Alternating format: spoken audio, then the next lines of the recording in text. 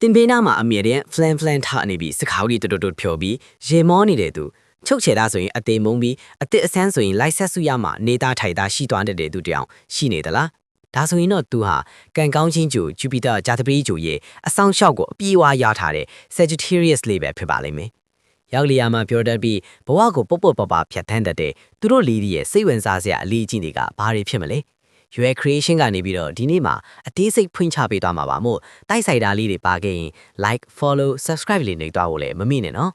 Sagittarius လေးတွေဟာကံကောင်းခြင်းကျူ Jupiter ရဲ့အောက်မှာရှိနေတာကြောင့်မွေးကလေးကကံကောင်းနေပြီးသားလူသားလေးတွေပါသူတို့ဟာအချုပ်ချယ်ကိုလုံးဝမခံနိုင်သူတွေပါသူတို့ကိုသွားပြီးပေါင်ခတ်ဖို့ကြိုးစားရင်သူတို့ကတော့ဂယုဆိုင်မှာမဟုတ်ပဲလှုပ်ချင်တာကိုပဲဇက်လုံနေပါဒါပေမဲ့သူတို့မှာထူးခြားတဲ့အားသာချက်တစ်ခုရှိပါတယ်အဲ့ဒါကတော့အချောကြိုက်တာပါပဲချော်ပြောရင်တော့သူတို့ကလက်ခံတတ်ကြပါတယ်နောက်ပြီးသူတို့ကစေတနာလဲကောင်းတယ်ရဲရောတယ်ပစ္စည်းကောင်းလေးတွေကိုလည်းခုံမင်းတတ်ကြပါတယ်ဒီလိုရဲရောရှိတတ်တဲ့စေတနာကြောင့်ပဲသူတို့ကသူများထက်ပိုပြီးကံကောင်းနေတတ်တာဖြစ်ပါတယ် Sagittarius တန်ရဒီအရာအချင်းဂျိုကိုအုပ်ဆိုတဲ့တိုင်တန်နှဖျောက် Cronus နဲ့နတ်သမီး Phidira တို့ရဲ့သားတော် Chiron ဖြစ်ပါတယ် Cronus ဟာဇနီးဖြစ်သူ Rhea ရဲ့ဖမ်းမိမှာကိုကြောက်တာကြောင့်မြင်းအသွင်ဖြောင်းပြီး Phidira နဲ့ပေါင်းဆက်ခဲ့ရကနေ Chiron ကိုမွေးဖွားလာတာပါဒါကြောင့်သူဟာတခြားကန်တော်ဒီလိုတာမန်မျိုးနွယ်မဟုတ်ဘဲနတ်ဖျက်အနွယ်ဝင်လူတစ်ပိုင်းမြင်းတစ်ပိုင်းဖြစ်လာတာပါဒါယာဒီထဲမှာတော့ Chiron ဟာအသိပညာနဲ့လွတ်လပ်မှုကိုပုံမြန်လို့တာကြောင့်လောကကြီးကိုစူးစမ်းလေ့လာဖို့ခီးနှင်းခဲ့ပါတယ်သူဟာတောရိုင်းဆန်တဲ့တခြားကန်တော်နေနဲ့မတူဘဲအလွန်ယဉ်ကျေးတယ်ပညာရှိတယ်စေပညာဂီတမြားပင်နဲ့နက်ခက်ပဲတာပညာရက်တွေကိုကျွမ်းကျင်သူဖြစ်ပါတယ်သူဟာဂရိသူရဲခေါင်းတွေဖြစ်တဲ့အာခီလီနဲ့ဟာကျူလီတို့ရဲ့ဆရာလည်းဖြစ်ပါတယ်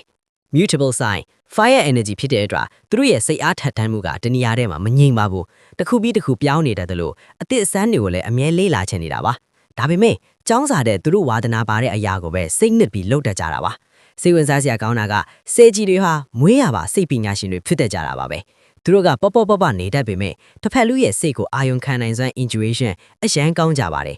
်စေကြီးတွေဘဝမှာကံကောင်းခြင်းရင်ပနေဖို့လိုပါတယ်ဒရာမာတွေခင်းနေတာမနိုင်ဝန်ထမ်းပြီးရှောက်ခံစားနေတာမျိုးလုပ်ရင်သူတို့ရဲ့လက်ပိတ်တတ်ပါတယ်မနိုင်ဝန်ထမ်းတယ်ဆိုတာလက်ခံနိုင်တဲ့ပမာဏထက်ကျော်လွန်ပြီးရှောက်တွေးနေတာကိုပြောတာပါသူတို့ရဲ့စိတ်မြန်လက်မြန်ရှိတဲ့ energy ကိုတေချာထိညီနိုင်တဲ့နေ့ဟာသူတို့အတွက်ကံအကောင်းဆုံးဖြစ်လာမှာပါကံကောင်းခြင်းတဲ့ဂျိုးပေါ်မှာရှိနေလို့သူများထက်တပန်းတာနေပြီမင်းအဲ့ဒီကံနဲ့ထိုက်တန်တော့နေတတ်ဖို့တော့လိုပါတယ်သူတို့အမြဲတမ်း flan ဖြစ်နေပြီးအချီရေးမှာပနေတတ်ကြတာကြောင့်အသေးကွဲလဲခမနဲ့ move on လုပ်ပြီး one go two come ဆိုတဲ့ခံယူချက်နဲ့တယောက်ပြီးတယောက်တွဲတက်ကြပါတယ် heal ဖြစ်နေတဲ့ဆဲကြီးတယောက်ဒီစိတ်ငြင်ပါတယ်သူတို့လုံနေတဲ့အလုပ်ပေါ်မှာအပြေးဝအာယုံစူးဆိုင်နိုင်တယ်လို့ဟန့်ချက်အညီထိညိပြီးတွားနိုင်ကြပါတယ်